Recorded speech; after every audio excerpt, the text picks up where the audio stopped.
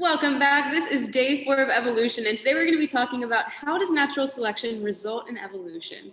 But before we get to that, you guys have got a do now passage. So we're going to read through this passage together, and you guys are going to use that information to answer the question that follows.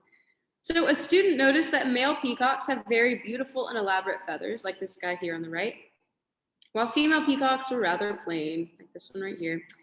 He hypothesized that once all peacocks may have been rather plain, but the males with the more attractive feathers were able to reproduce the most and created offspring that also had elaborate feathers. So over time, there were fewer and fewer plain males as they were more likely to die without reproducing. So now, do you think the student's theory of peacock evolution is Darwinian or Lamarckian? Explain your reasoning. All right, go ahead and pause this video. Take about a minute to answer that question and press play when you're ready to review it. All right, you should have said that this is an example of Darwinian evolution. Remember that Lamarck said that individual organisms are able to evolve, which unfortunately is not the case. But Darwin came forward and said, I think you're on the right track, but I'm actually going to come up with this idea called natural selection, because I think the environment has something to do with this.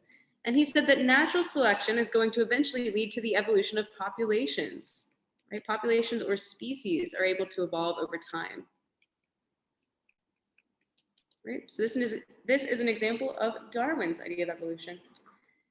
Now, speaking of natural selection, if you don't know this definition by now, I'm going to give it to you one more time. And if I've mentioned it multiple times, that probably means it's really important. So we need to know that natural selection is the process by which organisms with favorable traits, which means they are better adapted to their environment, are more likely to survive and reproduce. So you might also see this called survival of the fittest. Because if we describe an organism as fit, that means that they are well adapted to their environment. They've got good traits that allow them to survive and reproduce and pass on those traits to their offspring. All right, so this means that, well, there it is. They pass on those traits to the next generation, which means that over time, this process is going to allow organisms to become better adapted to their environment. So this is what leads to change over time, known as evolution. Right, but there are actually some factors that affect the rate of natural selection that we're going to talk about today. And the first factor we need to know is environmental change. So any sort of natural disaster like a hurricane or a forest fire or a tornado or a drought, that's all going to change the environment that organisms are used to, right? If you are used to living in a really luscious forest environment and that forest burns down, your home's gone, right? You're not going to be well adapted to that charred environment. Same thing here. If you are, like we talked about yesterday, if you are an aquatic animal that likes to live in water and a drought causes that water to dry up, you're not going to be adjusted to living on the land, right? So an environmental change is going to affect the rate of natural selection and lead to that change over time. So let's look at an example of this, okay? If a population of giraffe, I cannot speak English today. Sometimes life is hard, guys. All right, let's try that one more time. So here's an example. A population of giraffes feeds on leaves of small bushes on the ground and short trees. But suddenly their environment changes. After a drought, all of the bushes on the ground die. This means that the giraffes are left with only taller trees to eat from. Though some giraffes have necks that can reach those leaves, others do not, right? Look at this picture right here. If you are this short giraffe, are you going to be able to reach those trees? What is this going to mean for you? Well, I want you guys to pause this video and brainstorm. In this example, how do you think environmental change is going to affect the natural selection of these giraffes? And press play when you're ready to review it.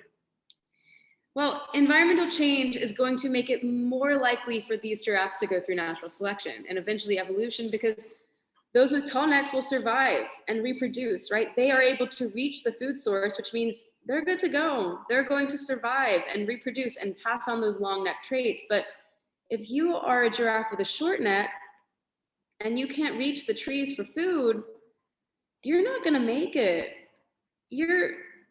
There's no food for you to eat, which means that if you're not going to survive, you're not going to reproduce and you're not going to pass on those traits. So over time, the species is going to evolve to have longer necks because those are the traits that's being passed down. All right, let's look at another factor that affects this. Competition. Specifically, competition over different resources like food, water, shelter, right? Things that organisms need to survive. Right, so let's take a look at an example of that. So a population of birds uses their beaks to dig into the soil and find worms to eat. The birds have a variety of beak sizes, but since there was always an abundant supply of worms, all of the birds were able to feed. But one spring, the worm population decreased dramatically due to a disease, and the birds had to compete over the worms. There wasn't enough food for everyone. So this means that the birds with the longest beaks were able to dig deepest into the soil and find enough worms to survive, right? Here we've got a long-beaked bird with a worm, which means he's not going hungry tonight. He's got enough food to survive. He's going to survive, reproduce, and pass on those long-beaked traits. But if you're a bird with a short beak and you can't reach into the sand to pull out worms, are you going to survive? This bird is not going to make it. May he rest in peace. He wasn't able to get food, right? Because the birds had to compete over those resources, he got the short end of the stick, right? He could not get any food, which means he's not going to survive and not going to pass on those traits. So now, I want you guys to pause this video and brainstorm, in this example, how do you think competition affects natural selection? Well, competition again makes it more likely for the birds to go through natural selection and eventually evolution because those with longer beaks were able to survive longer and reproduce more, right? These are the traits that are getting passed on, and these are the traits that are not. So over time, we're going to see more birds with longer beaks and fewer birds with short beaks. All right, and the last factor that we need to talk about is variation, genetic variation. We hear this term a lot.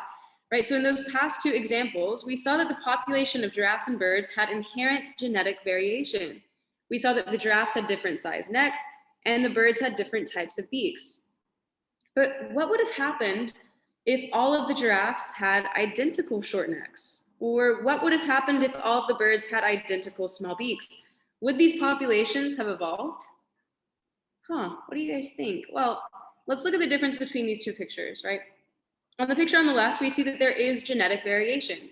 Each of these giraffes has a little bit of a different sized neck. There are differences between that population.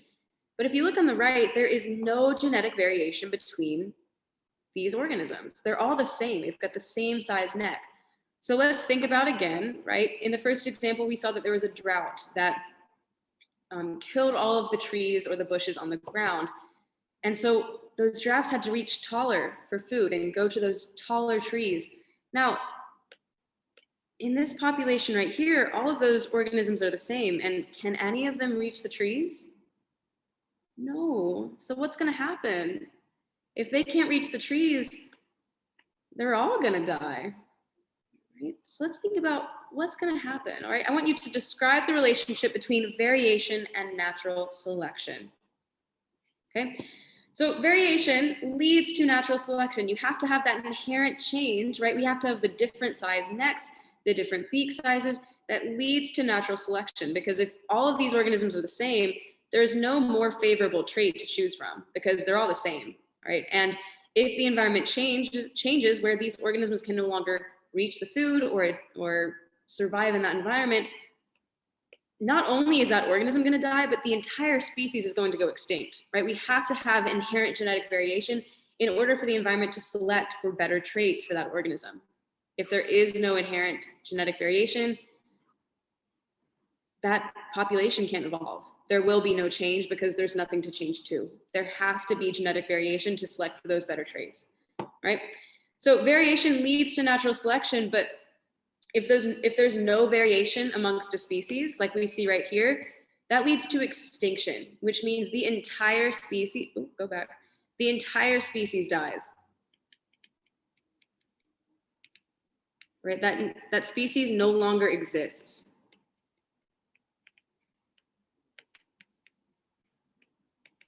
Right, so thankfully, this is not the case, right? Organisms on Earth, most of us at least, have inherent genetic variation, which means we can adapt and change over time. We do have that ability to evolve in the long run, right?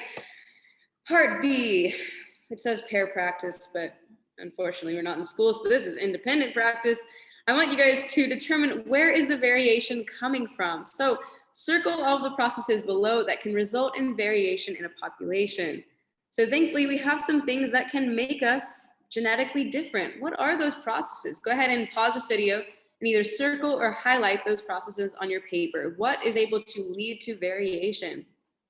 All right, the ones you should have circled are meiosis, recombination, sexual reproduction, and mutation. All of these processes lead to genetic variation, right? They give us differences that means that I'm different from you and you are different from the person sitting next to you. There is inherent variety between us.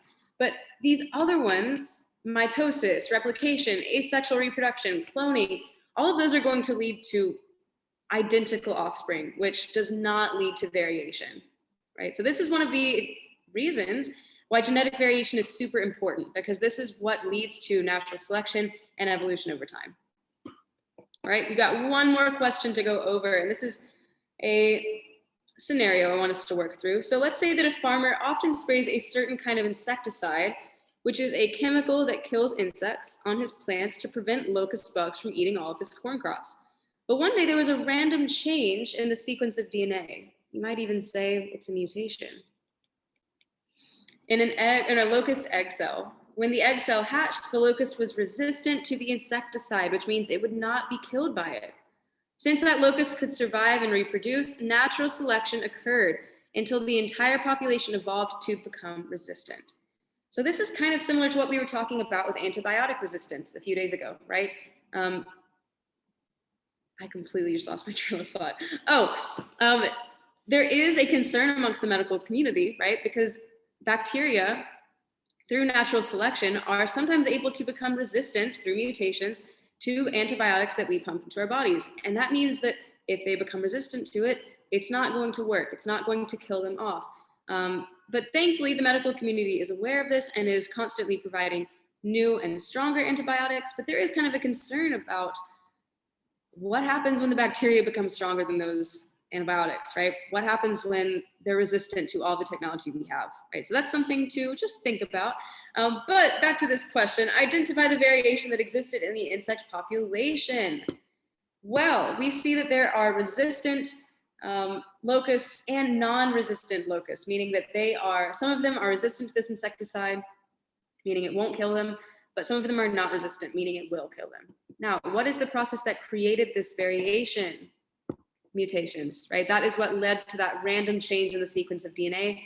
Just the random switching of those A's and T's and C's and G's can sometimes lead to a mutation that's really helpful for that organism. So mutations are not always bad. In fact, sometimes they are really good and help that organism survive.